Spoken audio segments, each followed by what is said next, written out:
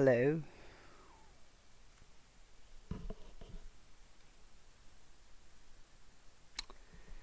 Hello. Are we streaming? Or are we not streaming?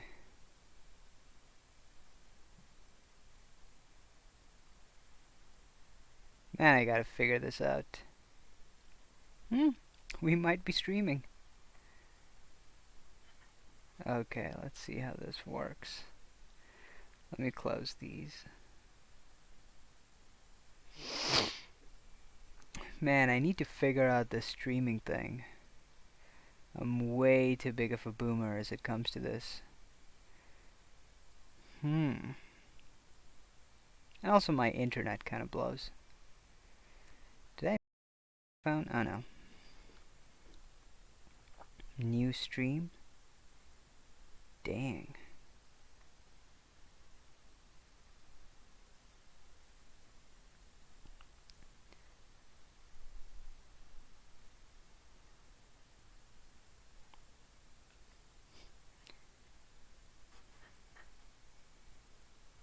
Okay. I think we're streaming. If not, okay, maybe we're not streaming. But I think we're streaming. I think we're all kinds of streaming. Okay, guys. So let's talk about Sri Lanka. Let's talk about Sri Lanka. This is, as some of you guys may know, this is my neck of the woods, Southeast Asia. That's where I'm from, and I've had the chance to go to Sri Lanka a few times. For folks, Western people, you might not know this, but the most popular religion in Southeast Asia is a game called cricket. For Americans, cricket is the British version of baseball. How it got to be so big in Southeast Asia, I cannot possibly explain, but it is massive. And when I say it is the most popular religion in Southeast Asia, I was not, trying to be facetious. It is huge. The passion people have, you can't possibly explain it. Anyways, so because of that, for certain tournaments, I've had the opportunity to go to Sri Lanka. I went to Colombo once. I went to this other place called Kandy. It is the most gorgeous country. If you're visiting Southeast Asia, that's the one country you gotta check out. So I can't possibly explain, you know, or even really understand what the people there must be going through. It is crazy. So to my Sri Lankan brothers and sisters, I sympathize with you. And for people that know me, you probably realize I'm not particularly good at empathizing, not particularly good at producing a lot of empathy. But what can I say? It was the day when you were celebrating the King of Kings as he conquered death. And he conquered death for himself and those that choose to call themselves by his name.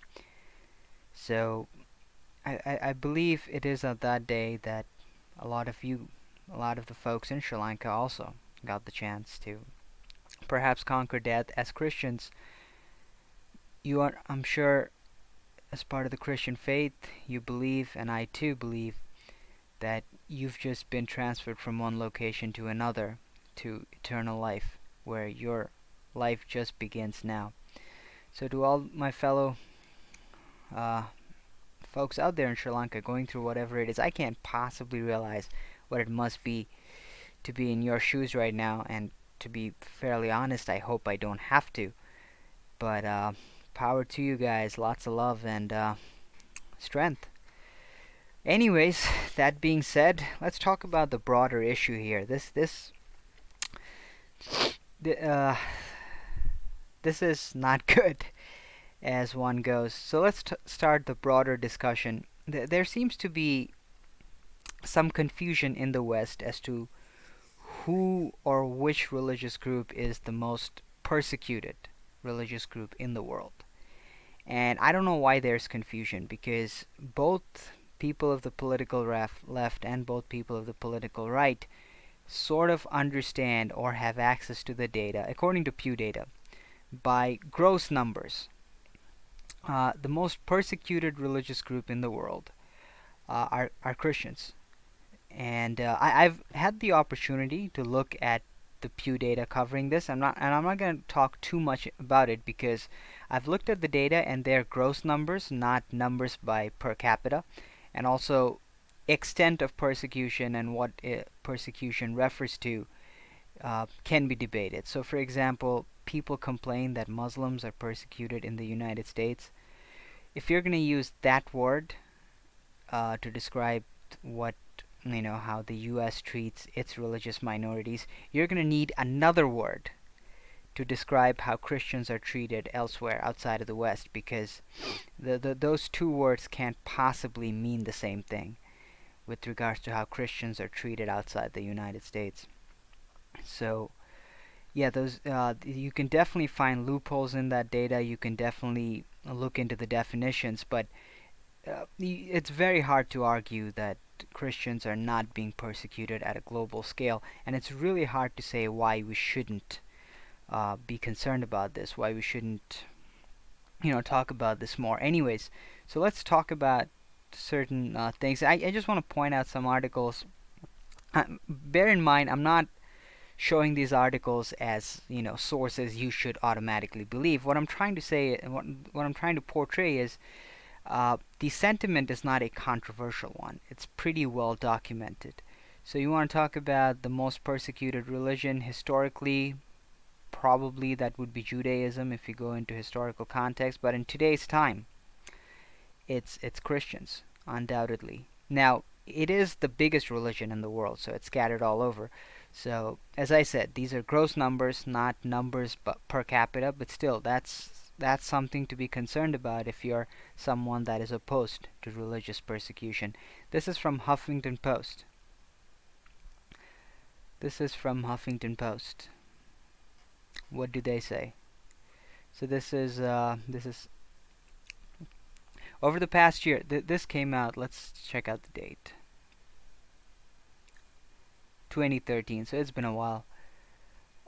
Over the past year, I've written off the intolerance that Christians have shown to Muslims in the U.S. from Missouri to Marhisboro.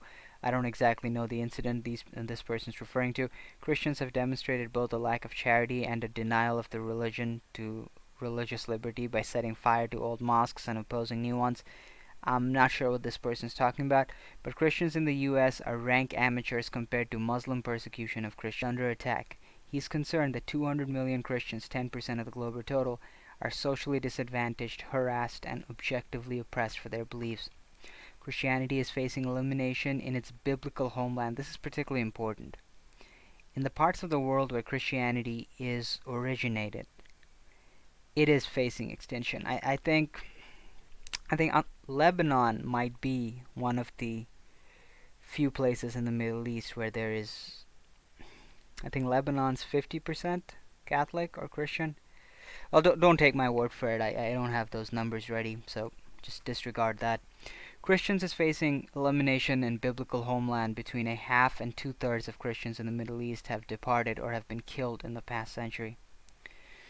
Short attributes: the intolerance and violence towards Christians to the rising Islamization of the Middle Eastern countries. Some of the oppression in government is sanctioned and some government permitted, most is government ignored. This is something particularly important. A friend of mine, he is a pastor at a church and in Mississippi. I'm not going to say which church. Um, they went on these missions in Oman and Lebanon, and when they were there, the churches that he preached to or preached in was built with cardboard boxes, and he showed me pictures, and I told him, why is that the case? And I did not know about this, and I feel kind of embarrassed not knowing about this, given that this is not too far away from where I was born and raised. But in his estimation, and I knew about the law, is that in several Middle Eastern countries, it is illegal to propagate Christianity or even Judaism for that matter. I think. Now, if you're watching this, fact check me on this. You know, tell me what the reality is because I don't know in details. And the he told me that the reason why the church that he was preaching in was built out of cardboard boxes was so that they could disassemble it very quickly if they needed to. So it's not. Uh, I don't know why in the West we don't. I don't know why we take persecution of Christians lightly for whatever we do. Short looks at the plight of Christians in the Middle East, country by country, where it comes to religious oppression. The devil, one might say, is in the details. In the Salafist website, Guardians of the Faith, you can read that Muslims are superior to Egypt's Coptic Christians because being a Muslim girl whose role model are the wives of the Prophet who are required to wear the hijab is better than being a Christian girl whose role models are whores, and being a Muslim who fights to defend his honor. So, there's there's stuff that you guys should be concerned about in the West. I don't know why we're not more concerned about. So there's this other article I just brought out. I'm not going to read into this too much because I don't know much about this source. I just want to point out that the persecution of Christians is pretty well documented. Let me check the stream thing again. I'm not sure if I'm actually doing this well. Okay, maybe I am. Maybe I am. So anyways, by the way, if you're watching this stream and you're getting no audio, I'm sorry. I am absolutely retarded when it comes to streaming. I should really take some time to figure this out. Anyways, so what is it exactly that I wanted to talk about today? In my part of the world, political correctness and virtue signaling was not a thing. It wasn't a thing when I was there. And I would argue a lot of the times it wasn't a thing because people don't have the option to ignore reality and try to pretend that something else is real because they're living very close to actual consequences. They can't afford to do that. In the West, yeah, political correctness, virtue signaling, far left BS. Yeah, I can understand why it would be a thing in the Western world because a lot of people are sheltered from the reality. That being said, something really bizarre is happening in Southeast Asia, and I've recently been seeing this in Indian media. Some of my Sri Lankan friends have been telling me they've been seeing it in Sri Lankan media too. That's a little hard for me to verify because the two of the most popular languages spoken in India is Hindi, which is spoken in several parts of India, especially along the north. And Indians speak a fair amount of English as well. And I speak Hindi, so I can watch some of the mainstream Indian media and listen to what they're saying. Uh, I don't understand the language in Sri Lankan. I think it's Sinhalese. I don't speak it at all, so I can't really verify this. But something really bizarre is happening in Indian media, and India is like the United States of Southeast Asia. You know how like US sets the trend and Canada follows or other western nations follow? India sets the trend and the rest of Southeast Asia follows. It just happens. And I'm noticing there's some bizarre political correctness going on in India where they have their celebrities and they have their political leaders, particularly their left leaning political leaders, really pander to a particular peaceful demographic, if you know what I mean, and just shy away from the realities around it. Now, I don't feel good using the word left and right to describe politics outside of the West because when you talk about left-leaning politics and right-leaning politics outside of the U.S. context or outside of a Western context, um, you're you, it's very hard to make a comparison because when I say right-leaning politics in Southeast Asia, I'm talking about something very different. The concept of limited government does not exist in Asia. Both sides of the political aisle advocate for bigger and bigger government. In the United States, we have a right leaning politics that advocates for smaller government. Whether they actually do that in principle, that's a different story. And a lot of times they betray those principles. But the principles themselves don't exist in Southeast Asia of libertarianism, you know, a reverence of capitalism does not exist. So yeah, I'm always hesitant to use the word left and right when describing Indian politics or South Asian politics, but let's just go with that for the time being. So there's been a lot of pandering towards a particular group of recent times, and some folks in India feel that it's because of political correctness, it's seeping into India, particularly the left leaning culture, and some folks in Sri Lanka make the same claim. But my assessment is it's not really political correctness, so to speak. It is it's just the political equation of numbers. So the idea is for every politician, whether they ascribe to political correctness or whatever, these guys generally try to get votes and stay in power. And the peaceful demographic, they have the numbers.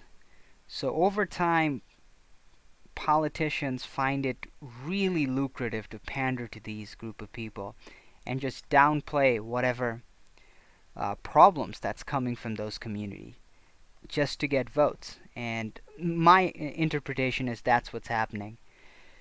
And I don't know. So let's talk about the United States first. It was currently I'm going through the Twitter of Imam Tawhidi. By the way, you guys should follow this guy. This guy is gold. If you get To the best of my understanding, there are very few journalists at a global scale that I can trust. And this guy, journalism isn't his profession, but journalism is what he does. Please follow him. And this other guy, Tarek Fatah, he's Canadian. Imam Tawhidi is Australian. Please follow both these guys. Please, yeah. You'll be getting stories. You'll be learning about the world, and you'll be getting to know insights that I assure you, you will never get it from mainstream media. So do follow these guys if you haven't already. Amazing dudes. I love both of them.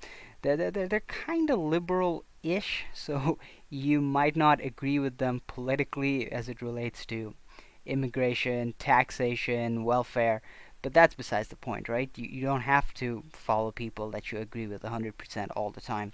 Anyway, so let's look at these tweets. The attacks on tourists and Easter worshippers in Sri Lanka are an attack on humanity on a day devoted to love, redemption, and renewal. We pray for the victims and stand with the people of Sri Lanka by Barack Obama. What in God's name are Easter worshippers again? Who worships Easter? I mean, maybe it would have had some consistency if Barry went like, there was an attack on Easter worshippers by the prayer five-timers, or by the Jumma worshippers. I mean, that Hillary Clinton says, on this holy weekend for many faiths. Okay, holy weekend for many faiths, really? This weekend was holy to Christians. It was most likely holy. When was Passover? The Jewish holiday, Passover, was that this weekend too? Okay, it might have been this week. I'm not 100% sure. Sure, you guys fact check me on this. This weekend was definitely Easter. It was definitely Passover. Or I don't know if Passover was the case. Maybe Passover. What other faith are you talking about? We must stand united against hatred and violence. I'm praying for everyone. What do you mean everyone affected? There was a particular group that was affected. The people affected predominantly belonged to a particular group. Today's horrific attack on Easter worshippers and travelers. Unbelievable. Let's look at Pocahontas. I'm heartsick for the victims of today's terrorist attacks in Sri Lanka, and hundreds have been killed and wounded. To slaughter worshippers at church during Easter service is an act of great evil. My thoughts. Okay, Elizabeth Warren actually is, I would say, a little better than the Obama and the Clinton. Julian Castro. On a day of redemption and hope, the evils of these attacks on East, unbelievable. And tourists in Sri Lanka is deeply saddening. My prayers. By the way, a few days ago when that thing happened in New Zealand, these folks were just falling on top of each other, too. But by the way, a lot of people outside of the United States are starting to notice this bizarre thing. People in Sri Lanka, people in India for a long time, from what I've understand. Even when I say people in India, I mean people who are living in India. They are not making any plans to come to the United States. They're settled there. They are starting to notice this bizarre soft corner that people in the West have towards the peaceful demographic. Because, as I said before, whether politicians or celebrities play identity politics or play this game of numbers to get in power, the people by and large in Southeast Asia, they're not open to PC culture. These guys are way too close to actual consequence to buy into PC culture. And I just don't know why we don't talk about this. If we obsess over the skin color of a particular attacker, if the skin color appears close to albino, and I don't know why that is. To the best of my understanding, a person's skin color is nothing but a freak biological accident. It's not a set of ideologies. Skin color does not inform beliefs. Skin color does not inform anything. But if the skin color lacks a little bit of melanin, I don't know, we demonize it to no extent. But when there's an actual ideology involved, ideology is a powerful motivator for violence.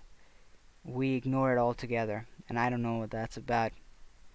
Andy No, the other guy, man, this guy is just brilliant. And it's not just brilliant for this current threat, but just absolutely brilliant in terms of the journalism. I think as far as journalism is concerned, in the United States, there are two journalists that I actually like. On the liberal side of things, there's Tim Pool. The guy has a lot of integrity and has a lot of honesty. Andy No, his politics is a little harder to define, but it doesn't matter what his politics is. Maybe he's liberal. I don't know. I don't care. The guy has integrity, and that really is what matters. He started this Twitter thread. By the way, this guy does some killer Twitter thread. If you aren't following and reading his threads, you're missing out.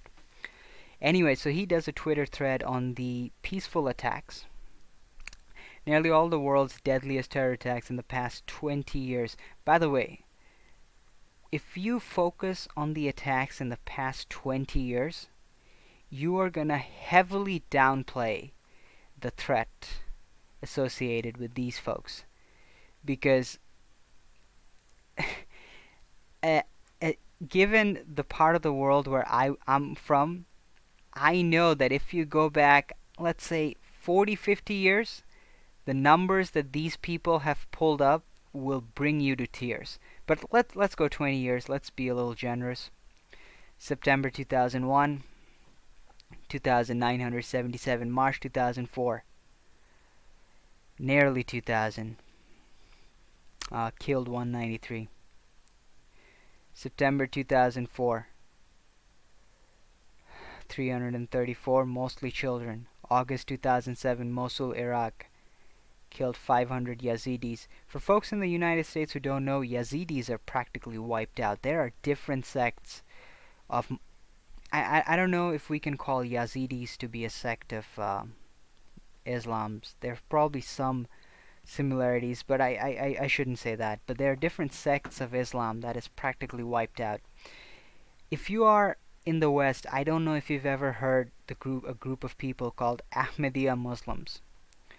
If you can go to Google and check them out, Ahmadiyya Muslims, they lived predominantly in Pakistan. I think there might be 4 or 5 of them left in Pakistan. A segment of them used to live in my country, Bangladesh. Those guys are practically wiped out. There might be 4 of them left in Bangladesh and 6 in Pakistan. It's insane. 2008 Congo, Ugandan rebel cult group led by Joseph Kony killed 620 people celebrating Christmas. May 2014, Gamburu and Nigala in Nigeria, jihadist groups Boko Haram killed more than 300. July 2004, Iraq, 1,500 Shia and non-Muslim cadets. July 2016, 340. October 2007, killed by Al-Shabaab. Al-Shabaab is a group out of Kenya, I thought, but apparently I was wrong. It's Somalia. November 2017, Egypt. Sufis are another group, and they used to populate a little bit more densely in Southeast Asia, in India, and in Pakistan too. I think Pakistan also had some Sufis, but those guys also practically wiped out, and they're a sect of Islam, by the way. July 2018, Syria. 2019, Colombo. 2008, November, Mumbai. This was, I remember this. We were watching the attacks live on television while this was happening. 2014, Iraq. October 2002, Bali, Indonesia, nightclub bombings. Another one. I remember seeing this on TV while it was unfolding. Certain things, this was missed out. 2016, 2017, an attack in Dhaka, Bangladesh, Holy Artisan Bakery. Another attack in my home country. I was watching the events live unfold. A bakery in the capital city was targeted so that the victims would predominantly be people who were foreign nationals and women. People that were Muslims in that bakery was allowed to escape. The foreign nationals weren't allowed to escape, and women, Muslim women who were dressed what the terrorists perceived to be immodestly, were also not allowed to escape. Watch that attack happen, fold live. So there's been a lot of stuff that people want to sweep under the rug. And I have no problem with people focusing on other attacks. You know, if you want to focus on white supremacy, fine. I don't think white supremacy is a significant problem, but if you think it is, fine. I think, should focus on it. It is, yeah, it is an evil, and you want to focus on evil, that's fine. But I can't understand why there is so much effort to just bury the evil. Let's take a look at Imam Tawhidi's Twitter feed. The guy shares some heavy stuff. You know, if you're having a good day, I mean, by the way, you should follow Imam Tawhidi, Muhammad Imam Tawhidi, if you're not following him. The guy is one of the most authentic people ever. But every now and then he shares something in Twitter, and if you're having a good day, you just look at it and you're like, ugh, damn. So there was something that Imam Tawhidi shared that I wanted to share with you guys, or talk to you guys about. It is in his Twitter feed. By the way, if I find images of the guys, perpetrators who did the Sri Lanka attack, I'm gonna try and scroll past it real quickly. I don't want I don't want those guys. I don't want their faces to be shown to the best of my ability. I don't want their names to be shown to the best of my ability. I have no problem talking about them. I have no problem talking about their motivations, but I don't want to attribute any, even the slightest modicum of fame to these people. And given what a retard I am, I realize I am just showing their name by zooming on the tweet that I'm about to show you. That shows how stupid I am, and well, that objective fell down pretty fast. Anyway, so the reason why I was focusing on this tweet is because this is something that we've recently been seeing. Man, they used his picture. Why use these fuckers' picture, man? Ugh. Okay, so this is an example. Saif Khalid, he's an Indian journalist who works at Al Jazeera now. Indian media's blatant Islamophobia display. Let's take a look at the example of Islamophobia. This is News 18. Exclusive face of Sri Lankan terror attack. Okay. News 18. Could you have not used this retard's face? Zahran Hashim. Why include his name? Why does his name and face have to be here? Behind the attack at Shangri-La Hotel, according to... Okay. What I wanted to tell you is that this is an example of stupid journalism. I see no reason why you had to show this person's face. No reason why you had to give this person's name. But I don't see any examples of any phobia. That seems entirely made up. Okay, let me check the YouTube thing if I'm still live. Ah, the Adventurer's Guide. I can hear you just fine. Thanks, man. Thank you. So, I see absolutely no reason why we had to show this guy's face. That's just stupid. But Indian news media do better. But the point is that there is no such phobia. There was no display of phobia in of any form. But a lot of folks in India are pulling that card and they are curtailing the discussion. This is something that I wanted to talk to you guys about. Islamists have been constructing the biggest Sharia university in Asia in Sri Lanka. The Sri Lankan government, the current Sri Lankan government, I don't know much about the politics going on. I'm definitely missing the nuances there.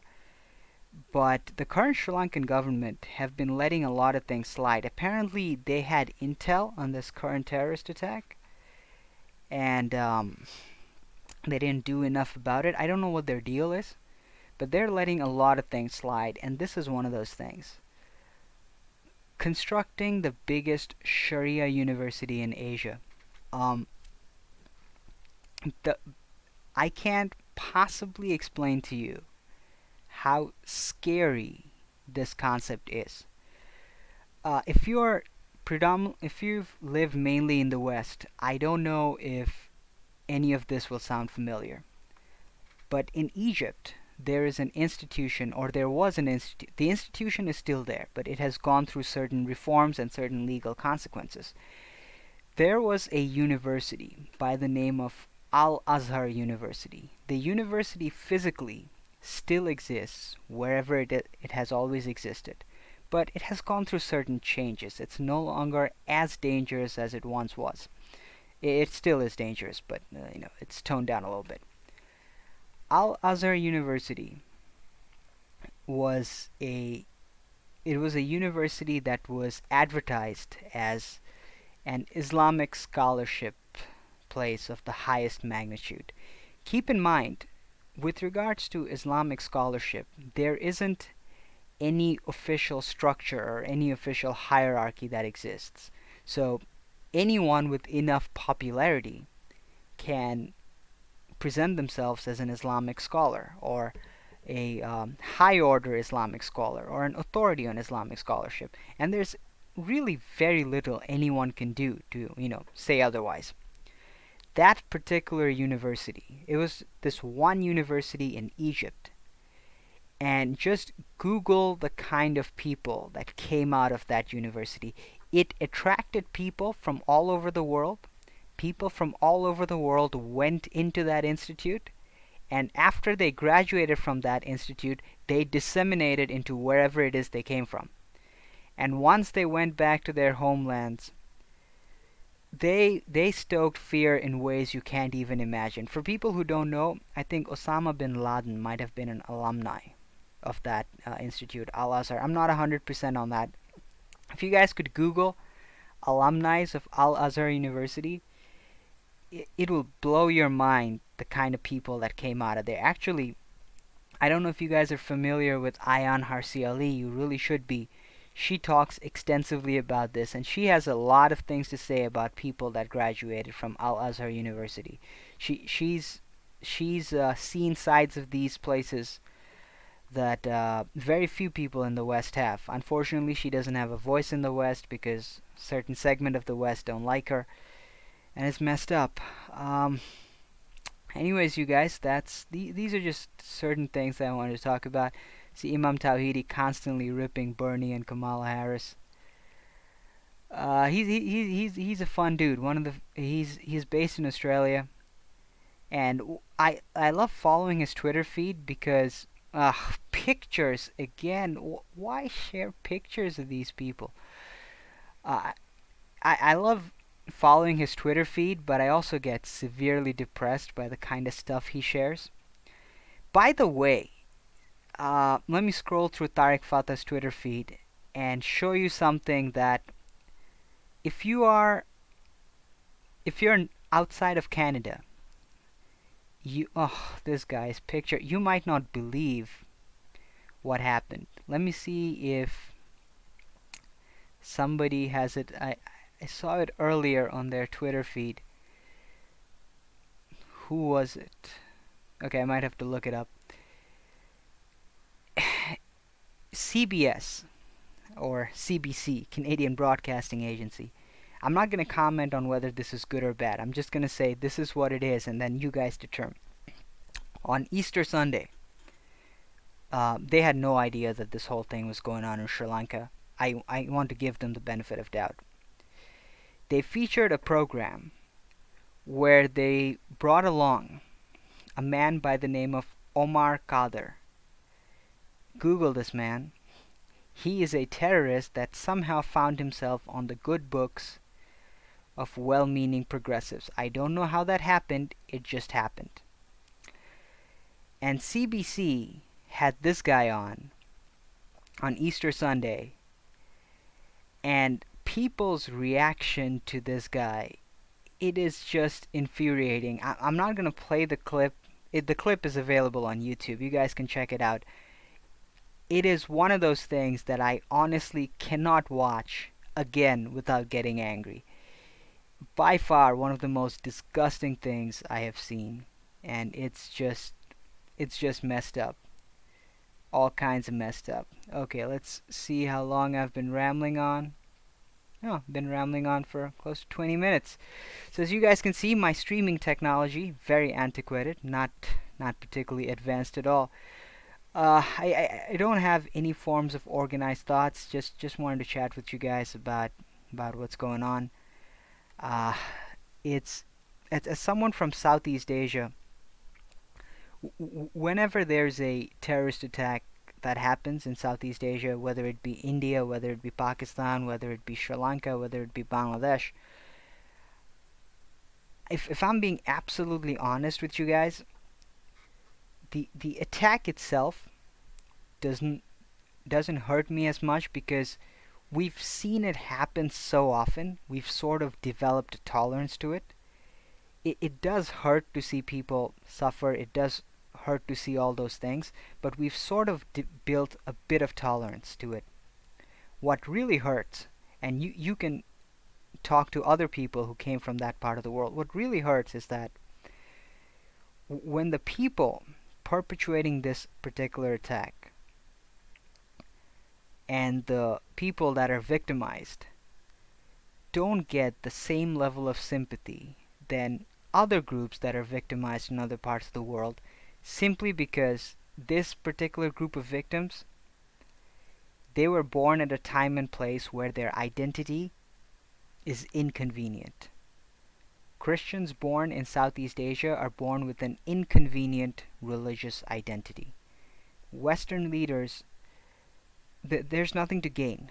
There's there's no political fodder apparently to gain by supporting Christians, and if there is, for whatever reason, it's solely on one side of the political party. The media feels that there's nothing to gain from focusing on persecuted groups, not just Christians. Hindus are another persecuted groups in Muslim majority countries in Southeast Asia, and it, it's not just seeing the attack that happens to these people; it is how they get ignored or how they don't receive the same kind of benefit. 300 Christians in Nigeria were burned alive a few days ago. How many people talked about that? Hell, forget how many people. I didn't even talk about that. For whatever reason, seeing the persecution of certain groups of people, and and to be honest, I gotta point fingers at myself before I point fingers at anyone else. I wasn't affected the same way by it as I was, uh, for example, the New Zealand incident.